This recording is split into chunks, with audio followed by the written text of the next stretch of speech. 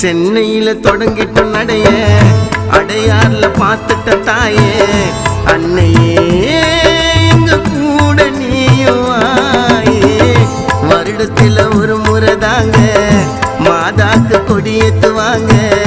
பெருவிழா இது 10 நாட்கள் திருவிழா வழி நெடுக்க மாதா தேரி தக தகன்னு சொல்லிக்கிது பாரு